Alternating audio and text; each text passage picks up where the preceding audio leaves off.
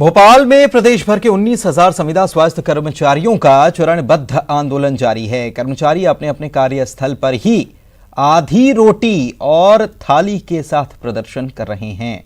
दरअसल नियमितीकरण और 90% वेतनमान नीति 2 साल बाद भी लागू नहीं करने से कर्मचारियों में आक्रोश है। मांग जल्द पूरी करने के लिए सरकार के खिलाफ मोर्चा संविदा स्वास्थ्य कर्मचारियों ने खोल रखा है।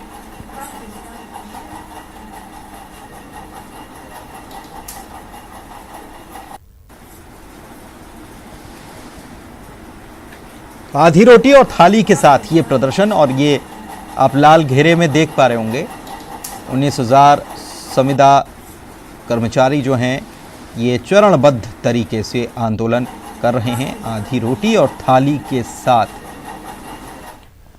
और कांग्रेस के शुद्धिकरण अभियान पर गृह मंत्री ने निशाना साधा है। उन्होंने कहा है कि कांग्रेस नेताओं को आत्मशुद्धि की जरूरत है। बताएं कि कांग्रेस शुद्धिकरण अभियान की बात कह रही, जो 27 विधानसभाएं हैं वहां पर कांग्रेस शुद्धिकरण करने की बात कह रही है कि वहां गंगा जल पहुंचाया जाए। इसको लेकर गृह मंत्री ने पलटवार किया है और कहा है कि कांग्रेस के शुद्धिकरण अभियान को लेकर उन्होंने निशाना साधा है और कहा है कि कांग्रेस के नेताओं को आत्मशुद्धि की जरूरत है। पहले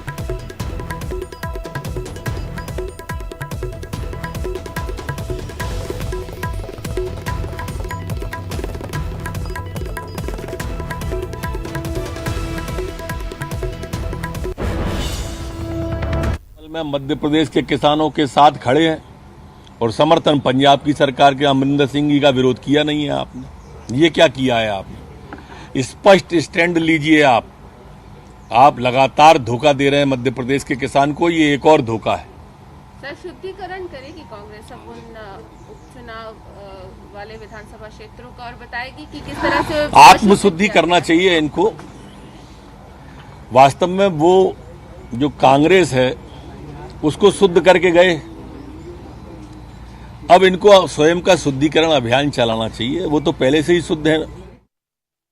कांग्रेस के शुद्धता अभियान पर अब सियासत गर्मा गई है। स्वास्थ्य मंत्री प्रभुराम चौधरी ने कांग्रेस को सलाह दी है कि कांग्रेस को आत्म अवलोकन की जरूरत है। कांग्रेस को सोचना चाहिए उसकी स्थिति आज क्यों है। अगर ऐसा ही रहा तो इससे भी बदतर हालात हो जाएंगे।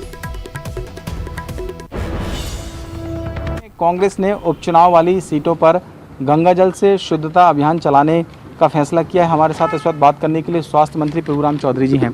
प्रभुराम जी, ये इस अभियान को आप कैसे देखते हैं कि कांग्रेस कह रही है कि उपचुनाव की सीटों पर गंगा जल से शुद्ध करेंगे उनको? देखिए, ऐसा है, कांग्रेस क्या कर रही है क्या नहीं कर रही है।